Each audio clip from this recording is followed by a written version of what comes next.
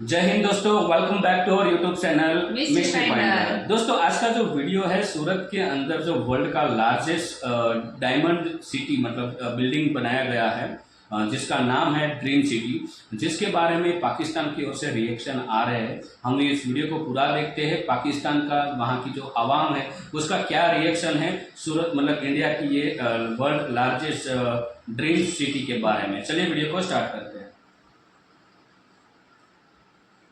जी तो दोस्तों, मैं हूं सुहेब चौधरी और आप देख रहे हैं मेरा और आपका YouTube channel real entertainment TV. खबर के मुताबिक दुनिया की सबसे बड़ी ऑफिस बिल्डिंग इंडिया की स्टेट गुजरात के सिटी सूरत में बनने जा रही है। इससे पहले ये रिकॉर्ड 80 साल तक रहा है पेंटागन US के पास। आज मैं मौजूद हूं कराची में। यहाँ पर हम स्टूडेंट से, यहाँ से हम यूथ से पूछेंगे कि कराची भी कभी वर्ल्ड वाइड ऑफिस बिल्डिंग के हवाले से बहुत फेमस रहा है, लेकिन आज कराची की क्या कंडीशन है। और दूसरे नंबर पे इंडिया जितनी तेज़ी से इंफ्रास्ट्रक्चर के हवाले से डेवलपमेंट की तरफ जा रहा है उसकी क्या रीज़न है। कराची की स्टूडेंट, कराची की यूथ इस हवाले से क्या ओपिनियन रखते हैं जानेंगे इस वीडियो में। और जो मेरी पर्सनल ओपिनियन है वो मैं आपको बताऊंगा वीडियो के लास्ट में। चलते हैं वीडियो की तरफ और मिलते हैं वीडियो के बाद। अस्सलाम वालेकुम। वालेकुम सलाम। आपका नाम? शाहजेब खलील। आपका नाम? अब्दुल बासित। क्या करते हैं आप? हम स्टूडेंट हैं भाई। किस फील्ड में? मास्टर्स के स्टूडेंट हैं हम और BSIT नेटवर्क इंजीनियरिंग में। BSIT networking. और आप? मैं खुद मास्टर्स के स्टूडेंट हूँ, computer science, masters computer science. Computer science और IT, ज़बरदस्त। आपकी फील्ड के हवाले से भी थोड़ी सी बात करेंगे, फ्यूचर के हवाले से भी थोड़ी सी बात करेंगे, लेकिन आज जो हमारा टॉपिक है वो ये है, अगर कराची की बात करें, इस टाइम हम कराची में मौजूद हैं, बहुत बड़ी बड़ी बिल्डिंग्स देख रहे हैं और शुरू से सुनते आए हैं कि कराची में बहुत बड़ी बिल्डिंग है, यहाँ बिजनेस हब है, ये है। लेकिन दुनिया जितनी तेज़ी से बिल्डिंग्स की तरफ या बिजनेस की तरफ, डेवलपमेंट की तरफ जा रही है, आपको लगता है कि कराची आज के दौर में कम्पीट कर पा रहा है किसी भी दूसरे कंट्री से जैसे करना चाहिए था? नहीं, बिल्कुल भी नहीं कर पा रहा। लेकिन जिस हिसाब से इनकम है, जिस हिसाब से ये पूरे पाकिस्तान को चला रहा है, उस हिसाब से कराची को वो हक नहीं मिल रहा। ठीक हो गया, क्योंकि इसके अंदर कानून की बहुत सख्त ज़रूरत है। बहुत सख्त ज़रूरत है। ठीक है। कराची को सिटी ऑफ लाइट्स कहा जाता था, बिल्डिंग्स के हवाले से बहुत फेमस था कि बहुत ऊंची बिल्डिंग्स हैं। लेकिन अभी 1947 के बाद उस तरीके से मतलब ये जब के प्रॉपर पाकिस्तान बना उसके बाद उस तरीके से कोई बिल्डिंग या कोई डेवलपमेंट बिजनेस के हवाले से नहीं हुआ। अगर नेबर की बात करें इंडिया की, वहाँ के जो सिटी है सूरत, वहाँ पे वर्ल्ड लार्जेस्ट जो सा बिजनेस वो बनने जा रही है, बिजनेस बिल्डिंग बनने जा रहा है, ऑफिस बिल्डिंग बनने जा रही है। क्या कहना चाहेंगे कि कभी कराची को बम्बई से कंपेयर किया जाता था, कहा जाता था एक जैसे, आज वो डेवलपमेंट में बहुत आगे चले गए, दुनिया की सबसे बड़ी US के पीछे छोड़ के वो जो सा ऑफिस बिल्डिंग बनाने जा रहे हैं। बिल्कुल वो बनाने जा रहे हैं। मैं यही कहना चाह रहा हूँ कि कराची जो है हमारा इकॉनमी में, बिजनेस में, कल्चर में, इन चीज़ों में बहुत आगे था, मगर डे बाय डे जैसे ही हमारा पाकिस्तान में पॉलिटिकल इश्यूज़ आ गए, ठीक है, उसके बाद पॉलिटिक्स में कल्चर आ गया, ठीक है, आहिस्ते आहिस्ते आहिस्ते हमारे कराची में से फोकस चलता गया। इसकी मिसाल उसी तरह है कि जैसे घर के एक वालिद होते हैं जो खुद कमाते हैं, लगाते किसी और पर, उस वालिद की कोई केयर करने वाला नहीं है। तो मैं यही कहना चाह रहा हूँ, अगर इस कराची पे फोकस किया जाए तो बम्बई तो कुछ भी नहीं है। अच्छा। हम कम्पीट कर सकते हैं दूसरे ममालिक को, यूरोपियन ममालिक को, UK के ममालिकों को, UAE के ममालिकों को, क्योंकि यहाँ पे इतने रिसोर्सेज हैं, यहाँ पे इतना कुछ है पाकिस्तान में, कराची में, कि हम वही बातें खाते जाएंगे मगर कम नहीं होगा। लेकिन यहाँ पे चीज़ें ख़त्म होती जा रही हैं। स्टील मिल का बड़ा नाम था, वो हमारी ख़त्म हो गई। और इवन यहाँ कराची के जो पोर्ट्स हैं वो हमने गिरवी रख दिए दूसरे कंट्रीज़ के लिए। अब ये जो खबर आ रही है कि सूरत में, इंडिया में जो सा दुनिया की सबसे बड़ी ऑफिस बिल्डिंग बनने जा रही है, क्या कहेंगे कि दुनिया की, यानी पहले पेंटागन में थी, 80 साल रिकॉर्ड रहा है, US में सबसे बड़ी ऑफिस बिल्डिंग थी, अब वो सूरत में बनने जा रही है। वो कैसे डेवलपमेंट की तरफ जा रहे हैं? बम्बई तो छोड़े, हम सूरत का भी कंपैरिजन नहीं कर पा रहे, बहुत पीछे हैं। बहुत पीछे हैं, बिल्कुल। वो कंपैरिजन में वो इसलिए आगे जा रहे हैं क्योंकि उनको खुद पे भरोसा है और वहाँ पे ना इकॉनमी को, वहाँ पे उनको पता है यूटिलाइज़ किस तरह किया जाता है। फॉर एग्जांपल आप 2 रुपये लगा रहे हैं तो उनको पता है हम कहाँ लगा रहे हैं और वो 2 रुपये उनकी वैल्यू क्या है, ठीक है। और जिस तरह आप एग्जांपल ले लें कि पाकिस्तान में आपको पता होगा कि स्क्रैप के लिए यहाँ पे पोर्ट पे, जो हमारा बलूचिस्तान का पोर्ट है, वहाँ पे ग्वादर पोर्ट, वहाँ पे एक जहाज़ आया था स्क्रैप के लिए। हम पाकिस्तान कराची वाले सोच रहे थे कि वो हमारे सैर के लिए आया है, वहाँ पे जाएंगे, वो हमारे लिए बनाया जाएगा, वहाँ पे जाके हम जो है एंजॉय करेंगे। वो पता नहीं था वो स्क्रैप के लिए आया। जिस मुल्क में दूसरे ममालिक स्क्रैप बेचते हैं, तो सोचें उस मुल्क में हमारी क्या तरक्की होगी। ठीक और है। हम स्क्रैप लेके खुश हो रहे हैं कि यार वो हमारे ओसी को डिसमेंटल किया जाएगा, हाँ। उसमें जो एसी हैं, इलेक्ट्रॉनिक के जो अप्लाइंसेज हैं, उसमें जो फर्नीचर्स हैं, ठीक है। वो चीज़ें जो है हमारी डेली लाइफ में यूटिलाइज की जाएंगी। अब हम यूज़ की चीज़ों पे इतना फोकस हो गए हैं कि हम कुछ नया करना ही अपना नहीं नहीं, चाहते। बिल्कुल ये मेन इशू है ये कि हमने हर चीज, इवन मैं कहता हूँ टेक्नोलॉजी के हवाले से कोई काम हो या कपड़े भी, हम जो उनसे वो कहते हैं बाहर से ही आ जाएंगे, वो जिसे हम यहाँ लंडा कहते हैं, यूज क्लॉथ होते हैं जो यहाँ पे बिकते हैं, और हम वही पहनेंगे, गुजारा करेंगे। और दूसरे नंबर पे आपने बोला कि उनको अपने आप पे, इंडिया वालों को अपने आप पे इत्मीनाद है। यार मेरे ख्याल से हमें भी इत्मीनाद, हमें क्यों नहीं इत्मीनाद? हमें एतमाद है। इसकी सिर्फ एक वजह है, ला कानूनियत। ठीक है, कानून नहीं है। थोड़ा सा कानून पे फोकस करें ना, शुक्र अल्हम्दुलिल्लाह हम ऐसी कौम है कि हम दुनिया के ऊपर राज कर सकते हैं। ठीक है, हमें बिलीव है अपने आप। क्या है मसला, सिर्फ कानून नहीं है भाई। ठीक हो गया। जिस साइड पे आप जाना चाहोगे उस साइड पे कोई ना कोई आगे से कोई ना कोई रुकावट आ जाएगी। ठीक हो ऑल गया। ओवर पाकिस्तान के अंदर यही है। ऐसे ही है, हालांकि अच्छे भी हैं, कुछ सपोर्ट भी करते हैं, लेकिन बहुत कम। बहुत कम, बहुत मतलब कम है, पाकिस्तान बहुत के कम लिए है। कम सोचा जाता है, बिल्कुल। अपनी जेब के लिए हाँ, ज्यादा अपनी जेब सोचा के लिए जाता है, ज्यादा यही है। वजह है। और जो इन्होंने बोला कि इंडिया वाले अगर 2 रुपए लगाते हैं तो वो देखते हैं कि लगा कहाँ पे रहे हैं। अच्छा, जो दुनिया की सबसे बड़ी ऑफिस बिल्डिंग बनने जा रही है इंडिया में, और आज कराची की जो सिचुएशन है, क्या हम कंपैरिजन कर सकते हैं? कभी तो बम्बई से कंपैरिजन किया जाता था, आज हम इंडिया के किसी सिटी के साथ, कराची का या पाकिस्तान के किसी भी सिटी का कंपैरिजन कर सकते हैं?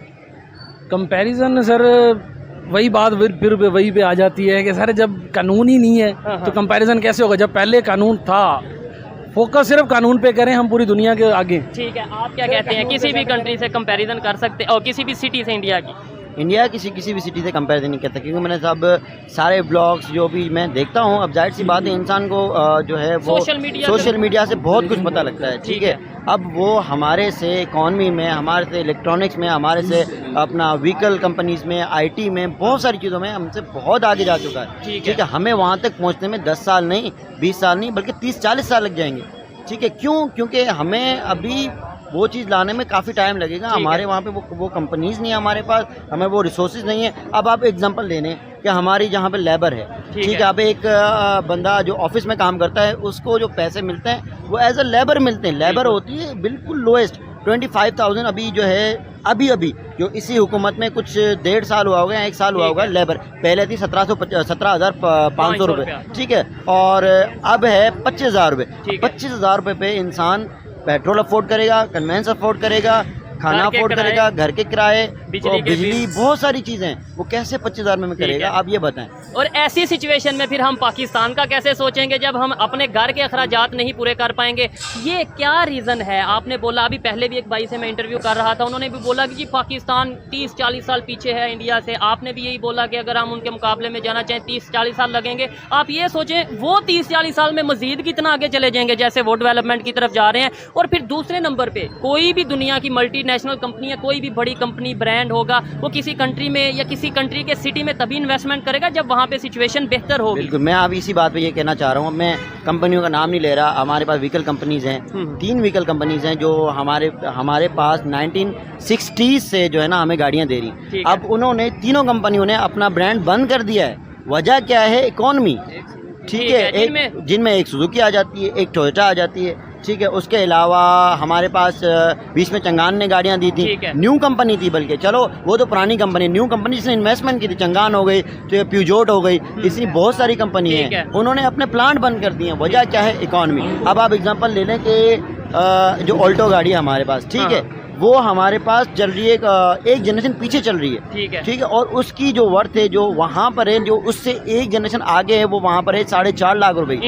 इंडिया में हमारे पास है तकरीबन 32 लाख रुपए की, तकरीबन मतलब। और अभी वो एक जनरेशन पीछे हमारे वाली, अगर सोचेंगे वो जनरेशन वाली गाड़ी जो न्यू जनरेशन हमारे पास आएगी, वो तो फिर 40-45 लाख की होगी। इट मीन्स के 4 नहीं, 5 नहीं, 6 से 7 गुना महंगी गाड़ी हम ले रहे हैं। ठीक है, अच्छा आपने बोला सुजुकी जा रही है, कोई शक नहीं इसमें कि बड़े बड़े ब्रांड्स यहाँ से जा रहे हैं। और वहाँ पे दुनिया का सबसे बड़ा, अगर व्हीकल के हवाले से बात कीजिए, कौन सा ब्रांड है? अभी आप खुद देख लें, जो टेस्ला है, उसने इंडिया में इन्वेस्टमेंट करने का बोल दिया है। क्यों? उनको पता है फ़ायदा होगा। आप 5G का एग्जांपल ले लें, दूसरे मोबाइल में 5G जा रहे हैं। अब मेरी एक बातचीत हुई थी, मेरे बड़े अच्छे क्लास फेलो हैं, उनके कज़न हैं, और मैंने बोला भाई नेटवर्किंग में जिस यूनिवर्सिटी में पढ़ता हूँ, ऑफिस में मेरे पास, मैं अभी वहाँ पे जॉब भी करता हूँ, मेरे पास सिग्नल नहीं आ रहे। उसने बोला आप वेट करें, एक बड़ी कंपनी है जो अपना, तो उन्होंने बोला मैं उसको बुलाता हूँ, आप उनसे पूछ लें। मैंने उनसे पूछा कि भाई मुझे बताओ सिग्नल नहीं आया। उन्होंने 5G कब आएगा? उन्होंने बोला 5G के लिए पहले लोग देखे जाते हैं कि 5G लेगा कौन, ठीक है, और 5G पे जो इन्वेस्टमेंट वाले पहले देखते हैं मुनाफा कितना होगा, और हमने जब रेशो निकाला तो 5% 5G लेने वाले, 100% उसमें अपना खर्चा, तो हम कैसे मुनाफा निकालें? इंडिया में तो 5G पब्लिकली आ चुका है, गवर्नमेंट उनकी प्रोवाइड कर रही है। हमारे यहाँ पे लैपटॉप तो दिए जा रहे हैं, वो लैपटॉप का क्या फ़ायदा जब हम दुनिया से कनेक्ट नहीं उस तरीके से हो पा रहे, इंटरनेट सर्विस। और ख़ास तौर पे आपने कंप्यूटर साइंस का और IT का बोला, ये तो फील्ड ही ऐसी हैं कि आपको इसके लिए इंटरनेट की बहुत शदीद ज़रूरत, फ्री लॉन्चिंग के लिए और इस तरह के कामों के लिए। क्या समझते हैं, फ्री लॉन्चिंग में अगर इंडिया आगे है तो शायद इसी वजह से? मैं आपको इतना बता रहा हूँ कि लोकल इंटरनेट सर्विस प्रोवाइडर हमें देते हैं मैक्सिमम, अगर हम अपनी इकॉनमी के हिसाब से देखें तो 20 Mbps। अब आप खुद सोचें 20 Mbps स्पीड में हम 4-5 काम एक साथ नहीं कर सकते, कभी करते हैं, और हाई टेक कंप्यूटर्स चाहिए। हमारे पास हाई टेक कंप्यूटर्स जो आ रहे हैं वो तकरीबन बाहर का माल आ रहा है, जिसमें मैं आपने बोला ना कपड़ों में लुंडे का माल, इलेक्ट्रॉनिक्स में हमारे पास ऐसे ही आ रहा है। नई की तरफ जाते हैं तो एक कंप्यूटर हमें वर्थ कर रहा है 2 से 3 लाख रुपए। अब एक बिगनर जो है वो 2 से 3 लाख का लैपटॉप या PC किस तरह अफोर्ड करेगा? वो पुराने में जाएगा, वो चलते चलते बंद हो जाएगा। तो इसमें हमारे पास डिवाइस इशू भी आ गया, हमारे पास इंटरनेट इशू भी आ गया, ऐसे बहुत सारे और इशूज़ हैं जिसे जैसे मैंने एक सॉफ्टवेयर हाउस स्टार्ट किया, मेरे पास बेइंतहा काम है, जो मेरे पास काम करने आएगा वो मुझसे उम्मीद रखेगा 50,000 की, ऐसे ही है, ठीक है, बिगनर होगा, मैं उसको दूंगा वही, मैंने लेबर वाली बात 25,000, वो मेरे पास काम नहीं करेगा। और यही चीज़, यही एग्जांपल अगर हम इंटरनेशनल लेवल पे ले जाएं, लेट्स सपोज फ्री लॉन्चिंग की फील्ड में जाते हैं, हम कैसे कम्पीट कर पाएंगे? मतलब इंडिया की बात कर लें, इवन बांग्लादेश की बात कर लें, हम कैसे कम्पीट कर पाएंगे? यानी इस तरीके से तो हमारा मुकाबला बन ही नहीं सकता। बिल्कुल, किसी के साथ कंपेयर करने के लिए ना इंसान को चाहिए कि वो किन रूल्स के तहत काम कर रहे हैं। बोलते हैं ना कि हम दोनों आपस के अंदर कंपेयर करो यार, कंपेयर इंडिया के साथ हमारा कंपेयर क्यों कर रहे हैं हम? इसकी वजह क्या है कि यार वो क्यों एक दूसरे के साथ वो आपस के अंदर कानून अपना सेट कर रहे हैं, उनकी पूछताछ है, एक दूसरे पूछते हैं वो भाई ये पैसा दिया कहाँ लगाया, ये कंपनी आई कहाँ। कंपनी को एतबार दिलाना पड़ता है, बाहर की कंपनियां जो है वो एतबार बेस पे चलती हैं। जब उनको एतबार एक बार खत्म हो गया, वो बोली भाई ये सारे चोर हैं, चुप करके जाओ भाई, निकलो यार। इसके अलावा सिक्योरिटी का भी बहुत बड़ा एलिमेंट रहता है कि भाई आप इतनी बड़ी इन्वेस्टमेंट किसी भी कंट्री में ला रहे हैं तो आपको वहाँ पे सिक्योरिटी भी प्रोवाइड होनी चाहिए, वहाँ पे आप जो है वो कॉन्फिडेंट वे में बिजनेस कर सकें। हमारे यहाँ पे कोई जो इस टाइम सिचुएशन है, कराची की क्या सिचुएशन है सिक्योरिटी के हवाले से? बिल्कुल आप क्या कहेंगे? मैं यही कहूँगा कि अभी सिक्योरिटी के हिसाब से जो कराची है वो बहुत कम है, ठीक है, क्योंकि अभी हम जब स्ट्रीट में निकलते हैं हमें कंफर्म नहीं होता कि जो हाथ में हमारा मोबाइल है ये हम वापस आएंगे होगा या नहीं होगा, ठीक है, क्योंकि ये भी हमारा एक एसेट है, हमने ये कमाया है, मेहनत करके कमाया, ये हो गया, बाइक हो गई, उसके अलावा बहुत सारी चीज़ें हैं।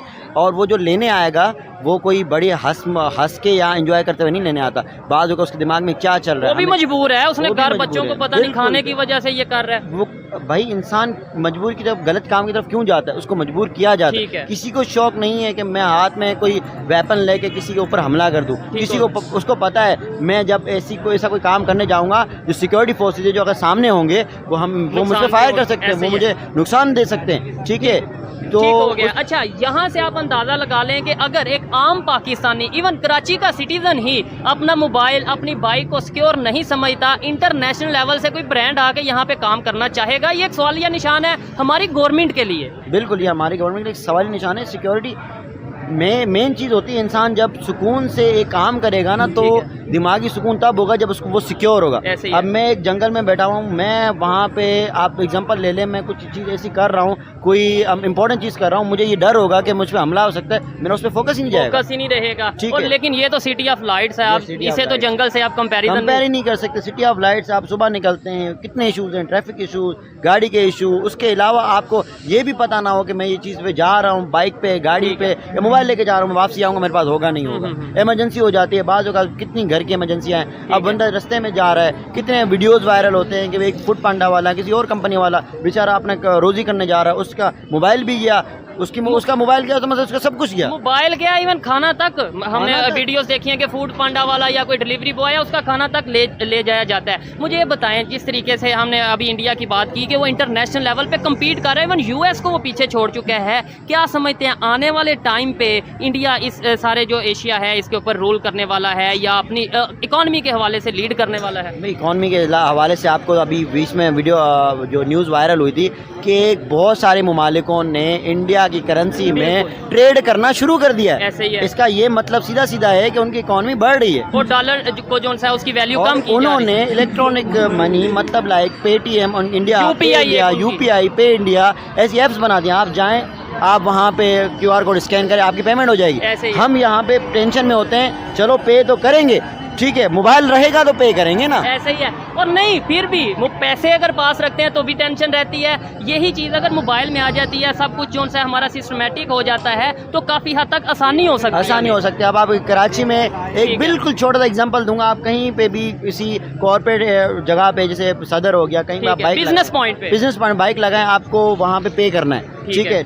कहीं पे 20 रुपए, कहीं पे 30 रुपए, ये हमारे यहाँ पे पार्किंग फीस है, ठीक है। अब ऐसे दूसरे मुमालिकों में भी है, जापान में है, जापान में इतना महंगा है पार्किंग, ठीक है, मगर उनका तरीकाकार ये नहीं है। अब आपके पास जेब में पैसे हो ना हो, आपको इमरजेंसी काम है, अब वो आपको रोक लेगा मुझे पैसे, तो अब ऐसे कोई इलेक्ट्रॉनिक एक ऐसा सिस्टम होना चाहिए। आपने QR कोड हो, आपने स्कैन किया, कार्ड हो, या आप उस जगह, अब आप देखो एक जगह पे 2 बार लगा रहे हो तो उसको एक बार पे करना चाहिए, ठीक है। यहाँ पे 2 से क्या 2 बार लगाओ, बोलेगा आप तीसरी बार आए हो, तीसरी बार पे करो, ठीक हो गया। लेकिन मैं ये समझता हूँ ये तो बहुत छोटे इश्यूज हैं, लेकिन फिर भी आप क्या समझते हैं कि एज ए कंप्यूटर साइंस के स्टूडेंट क्या समझते हैं, जैसे इंडिया ने अपना सारा सिस्टम डिजिटलाइज किया है, सिस्टमेटिक वे में वो चल रहे हैं, हम क्यों नहीं चल पा रहे? मेरे ख्याल से ये, आप IT के स्टूडेंट, मेरे ख्याल से ये कोई बड़ा काम तो नहीं है। कोई बड़ा मसला नहीं है। ना चलने की वजह है रिसोर्सेज। अगर हम किसी चीज़ की तरफ जाते हैं ना, ठीक है, तो उसमें हम जो है ना, हमारी थोड़ी सी गलती हमारी आवाम की भी है, ठीक है। आपको पता होगा बाइकिया चल रही है, ठीक है, बाइकिया। अब आप किसी भी स्टेशन में, किसी भी बस अड्डे पे आप उतरेंगे ना, तो आपको ऑनलाइन बाइकिया वाला कम और ऑफलाइन ज़्यादा मिलेगा। ऐसे ही है, लोकल बस हेलमेट बाइकिया वाला वो कंपनी। अब आप ऑनलाइन देखें, ठीक है, ऑनलाइन देखेंगे तो वो आपको 80 रुपीज़ बताएंगे, अगर आप उनसे फिजिकली पूछोगे 120। अब उसमें उसकी भी थोड़ी बहुत गलती है, मगर पूरी गलती नहीं है, पूरी गलती कंपनी की भी है। अब उस 30% काट 80 रुपीज़ में से 25% काट लें, जो मतलब 15 रुपये या 18 रुपये होते हैं, तो उसको पीछे क्या बच रहा है? ये कंपनी की भी गलती है, ये राइडर्स की भी गलती है। तो दोनों म्यूचुअली अगर काम करें तो ये कोई बड़ा मसला हो सकता है। आप बताइएगा, IT की फील्ड के हवाले से मैंने बोला था, आपकी फील्ड के हवाले से बात करेंगे। अगर पाकिस्तान की सिचुएशन देखें, IT में हम उस तरीके से इंटरेस्ट लेते, शायद हमें वैल्यू का ही नहीं अंदाजा कि जिस तरीके से दुनिया की दूसरी कंट्रीज इंडिया को हब कहा जाता है IT का, बड़े बड़े मतलब IT जो उनसी कंपनीज हैं वहाँ पर मौजूद हैं। क्या आप समझते हैं उन्होंने वैल्यू टाइम से समझ ली, हमें वैल्यू नहीं समझ आ रही? नहीं सर, वैल्यू का मसला नहीं है। वैल्यू असल ये है कि हमारे यूनिवर्सिटी से कितने लड़के पास आउट हो रहे हैं, हर साल तकरीबन एक यूनिवर्सिटी से कम 200-300 लड़का पास आउट हो रहा है, तो वो उनको उठाना किसकी जिम्मेदारी है? गवर्नमेंट की प्लेटफॉर्म दें, उनको कोई इंटर्नशिप दें। और लड़के जो हैं साल 1.5 साल इंटर्नशिप के लिए रो रहे हैं, उनको इंटर्नशिप नहीं मिल रही। क्या इंटर्नशिप का मतलब क्या है? फिजिकली काम करना। किसी की चीज़ को जाके फिजिकली काम करेंगे तो वो आगे निकलेगा ना, तो पता चलेगा। थ्योरी समझा के आप लोग आगे निकाल रहे हो, उसको दो, उसको जॉब अपॉर्चुनिटीज खुद दो, गवर्नमेंट हायर करे उसको। गवर्नमेंट IT की है, आपने IT की डिग्री के बाद क्या आपका फ्यूचर प्लान क्या है? पाकिस्तान में कुछ करने वाले हैं, बाहर जाने का इरादा है क्या? ईमानदारी से बताइएगा। फ्यूचर प्लान यही है कि जो पिछले साल तकरीबन 7.5 से 8 लाख लड़का गया है, और अल्हम्दुलिल्लाह मैं खुद भी अप्लाई किया हुआ है, मैं UK के लिए अप्लाई किया हुआ है, और मेरा 25 तारीख को अपॉइंटमेंट है, ठीक है। और हम जा रहे हैं भाई, इधर से तंगी है भाई, यहाँ सारे जाते जाएंगे। देखिए ये होप है ना, यूथ पाकिस्तान की होप है। आपने भी ईमानदारी से बताना है, कभी अप्लाई किया फॉरेन के लिए? बिल्कुल अप्लाई किया, और वही बात है, हमारे जो पासपोर्ट की वैल्यू है, उस वैल्यू के हिसाब से हमारे जितनी बार वीज़ा रिजेक्ट हुआ, उसके बाद इंसान की जो होप्स है ना वो कम होती जाती है। हमारे पासपोर्ट की वैल्यू बहुत कम हो गई। अभी इंटरनेशनल रिपोर्ट आई, और अभी जो हम इंडिया का जिक्र कर रहे हैं, उन्होंने 5 पॉइंट अपना इम्प्रूव किया है। हमारा जो है ना सेकंड वर्स्ट पासपोर्ट जिसको कहा जाता है, वो हमारे मुल्क है, ठीक है। और दूसरी बात मैं कहता हूँ, जो इन्होंने बात की अपॉर्चुनिटी वाली, तो आप HEC आपको पता होगा, हायर एजुकेशन वाला, वो हमें जो स्कॉलरशिप दे रही है वो टैलेंट बेस नहीं मिल रही। वहाँ पे 91 स्कॉलरशिप मिलती है नीड बेस। उनको भी पता है यहाँ पे जो है ना गरीबों वाली ही देनी है, यहाँ पे टैलेंट, अगर टैलेंट अगर वाली दूसरे आए, कंट्रीज वाले स्कॉलरशिप देते हैं वो मतलब हमें वो थर्ड वर्ल्ड कंट्री समझ के कि भाई यहाँ गरीब लोग हैं गरीब इनके लोग हैं, अगर टैलेंट वाली दें तो आप खुद सोचें, अगर मैं यहाँ शाहजेब भाई हैं, यहाँ 10 बंदे हैं, अगर टैलेंट वाली हमें पता वो टेस्ट दे के या वो फिर पढ़ हम- के तो हमें वो स्कॉलरशिप लेनी है तो हम मेहनत करेंगे। हमें पता है, हमें दिखाना है खुद को गरीब है तो हम तो नहीं पढ़ेंगे। उसमें तैयारी करेंगे ना, हम ये सोचेंगे कि भाई हमारा ये स्कॉलर। सो थैंक यू दोस्तों वीडियो को यहाँ तक देखने के लिए। और वीडियो जो हमने देखा जिसमें वहाँ की जो आवाम की जो वीडियो में जो टॉपिक्स था, बट वो टॉपिक्स हट के कुछ और ही चल गया था। बट कोई बात नहीं, थोड़ी बहुत जानकारी हमें मिली पाकिस्तान से। और ये दोनों यंगस्टर है, बट पाकिस्तान में एक चीज़ मैंने ज़रूर देखी है, वो ये है कि खुद जो काम हमें करना है वो हम दूसरे पे क्यों थोप रहे हैं। बात आई समझ में? ये लोग बोल रहे हैं कि गवर्नमेंट ये नहीं कर रही, गवर्नमेंट वो नहीं, तो तुम तो कर सकते हो ना। सब कुछ गवर्नमेंट करने बैठेगी, गवर्नमेंट कितने काम करे। ठीक है, जैसे कि आपने बोला कि यूनिवर्सिटी में 200 लोग पास आउट होते हैं तो उसको स्कॉलरशिप वगैरह नहीं मिल रहा है। तो कोई नहीं, आप एजुकेटेड हो, आप कुछ और भी कर सकते हो ना। ऐसा थोड़ी कि कोई भी काम छोटा होता है, काम सभी बड़े होते हैं। कोई भी काम कुछ भी कर लो, पैसा कमा, कुछ भी, मतलब ऐसा नहीं मतलब खून खराब है ये वाली बात मैं नहीं कर रहा हूँ, लेकिन काम, सब काम बड़े होते हैं। ऐसा नहीं तुम ठेला डाल दो घर के लिए इनकम सोर्स, और ऐसा थोड़ी कि तुम वो ठेला लगा लाइफ टाइम करोगे, उससे कुछ और आमदनी आएगी, उससे कुछ आप और नए बिजनेस में आप इन्वेस्ट कर पाओगे। इन्वेस्टमेंट के बारे में सोचो, अच्छा एजुकेशन के बारे में सोचो। और दूसरी बात, आप हर एक चीज़, ये लोग है ना इंडिया के साथ कंपेयर करते हैं हर एक चीज़। इंडिया के साथ कंपेयर नहीं, खुद के साथ कंपेरिजन करो। इंडिया आगे बढ़ने का मेन रीज़न ही यही था। मेन पॉइंट जो है ना, मैं ये बोल सकता हूँ कि हमने यहाँ पे खुद के साथ कंपैरिजन किया कि हम अभी ये साल में है तो हम इस साल में कैसे जा सकते हैं, उसके लिए हमें क्या क्या करना पड़ेगा, उसके लिए क्या कितनी मेहनत लगेगी, इस बारे में हम सोचते हैं। हम ऐसा नहीं सोचते कि यार पाकिस्तान ने तो ये बना लिया, हम बाकी रह गए, या यूएसए वालों ने, जो कि पाकिस्तान के साथ हम कभी कंपैरिजन नहीं करते। लेकिन हम किसी कंट्री के साथ कंपैरिजन नहीं करें जब से मोदी जी आए। मोदी जी ने हमें एक ही चीज़ बताई है, वो ये है मेड इन इंडिया। हर कोई चीज़ जो हम यूज़ करेंगे वो मेड इन इंडिया होनी चाहिए। पहली चीज़ हमने बैन कर दी चाइना की, तो चाइना की जो प्रोडक्ट हमने बैन की उससे जो इकोनॉमी में बढ़ोतरी मिली है इंडिया को, वो आप अज्यूम नहीं कर पाओगे। इतनी बड़ी बढ़ोतरी मिली, क्यों? क्योंकि उससे जो हमें रिक्वायरमेंट थी ना, वो इंडिया के यंगस्टर उसको पैदा करने लगे, मतलब बनाने लगे इंडिया में। जो चीज़ हमें चाइना से इंपोर्ट करनी पड़ती थी वो चीज़ अब हम इंडिया में बनाने लगे। क्यों? तो उससे फायदा किसको हुआ? इंडियन इकोनॉमी में। तो इस बारे में आप सोचिए। आप ऐसा मत सोचिए कि भारत में सूरत सिटी में ये डायमंड सिटी बना दिया है तो हम ऐसा कैसे भी कहाँ से भी कर्जा लाके हम उस यहाँ पे भी बनाएंगे क्योंकि हमें इंडिया से ऊंचा दिखना। ये वाली जो चीज़ है ना, वो गलत है। वही गलती है जिससे आप देश नहीं बढ़ रहा है आपका आगे। और पाकिस्तान में इसमें बहुत ज़्यादा लोग हैं, मतलब यंगस्टर जो टैलेंटेड है, लेकिन उसको एक प्लेटफॉर्म नहीं मिल रहा है क्योंकि वो कोशिश नहीं कर रहे। वो एक ही चीज़ सोचते कि भाई मैं यूएसए चला जाऊँ या मैं कनाडा चला जाऊँ। अरे पाकिस्तान में रहकर कुछ करो ना, तब जाके तो आपका देश आगे बढ़ेगा। वहाँ पर वो जॉब नहीं मिल रही है तो अरे जॉब नहीं मिले तो जॉब देखो, जॉब कब मिलेगी? जब हम कुछ बनाएंगे बिजनेस के लिए तब। फॉर एग्जांपल मैं बोलूँ कि आपने कोई भी एक बिजनेस, छोटा बिजनेस भी बना दिया तो आप 5 बंदे को रोजगार दे रहे हो, तो वो क्या है? तो ऐसे ही तो जॉब मतलब जो रिक्वायरमेंट है वो और ज़्यादा होगी ना। बिजनेस बढ़ेगा। 5 बंदों से 5 बंदों ने 5 छोटे छोटे बिजनेस बना दिए तो मैं एक समझ लो कि एक बंदा 3 बंदे को रोजगार दे रहा है तो 15 लोगों को रोजगार मिला या नहीं मिला? तो रोजगार को पैदा किया जाता है, ना कि रोजगार लाया जाता है। जैसे इंडिया में रोजगार को आप पैदा करते हैं, ठीक है, और आप एक बंदा रोजगार मतलब बिजनेस बनाएगा तो मिनिमम मैं बोल रहा हूँ कि उसको 3 जॉब मतलब 3 लोगों की ज़रूरत पड़ेगी। वो अकेला तो संभाल नहीं पाएगा बिजनेस, कोई भी होगा छोटा बिजनेस। आप शॉप डाल दो तो शॉप में भी आपके 15 घंटा एक ही शॉप में काम थोड़ी कर पाओगे, उसके लिए भी 2-3 लोगों को आपके रखने ही पड़ेंगे ना। तो 3 लोगों को तो रोजगार मिला।